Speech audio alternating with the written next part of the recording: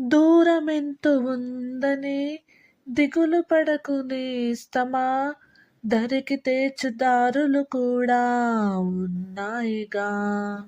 భారమెంత ఉందని బాధపడకు నేస్తమా, బాధ వెంట నవ్వుల పంట ఉంటుందిగా. సాగర మదనం మొదలవగానే విషమే వచ్చింది, విసుగే చెందక కృషి చేస్తేనే అమృతమిచ్చింది.